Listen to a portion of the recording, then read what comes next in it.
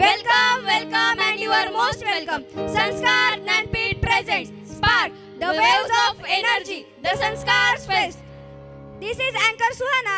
This is Anchor Antara. We are the host and the host of the students' debate competition. On the topic खासगी करण्याची प्रथा लोकहिताची आहे.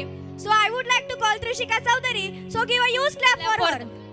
खासगीकरणाचं प्रमाण सुद्धा वाढत गेलं आणि मग आपल्या मनामध्ये प्रश्न निर्माण झाला की खासगीकरण म्हणजे नेमकं काय आणि खासगीकरण हे लोकहिताचं आहे की नाही.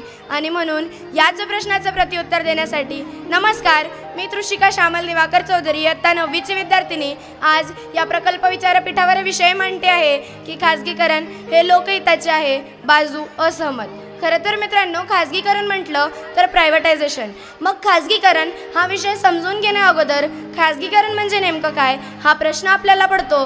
तर खाजगीकरण म्हणजे एखादी सरकारी क्षेत्र एखादी खाजगी व्यक्तीकडे हस्तांतरित करण्याची प्रक्रिया म्हणजेच खाजगीकरण होय.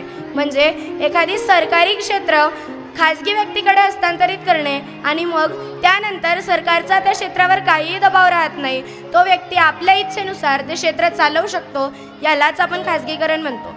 मग मित्रांनो, आज कित्येक तरी लोक म्हणतात की खाजगीकरण हे लोकहिताचे आहे, पण मी त्यांना सांगू इच्छिते की खाजगीकरण हे लोकहिताचे नाही आणि त्रिवार नाही.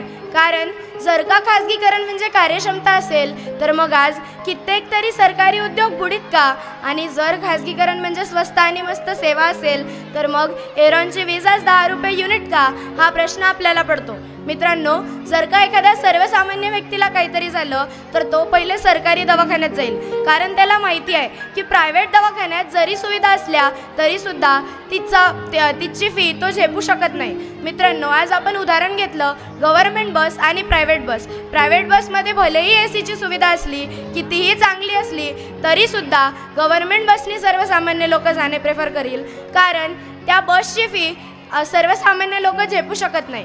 खरं तर मित्रांनो, आपण जर का उदाहरण घेतलं 2 कंपन्या, एक खाजगी आणि एक सरकारी, तर मग विचार करा की सरकारी कंपनी जनहिताचा विचार करेल, मात्र खाजगी कंपनीचा मालक त्याच्याच फायद्याचा विचार करणार, तो जनहिताचा विचार करणार नाही.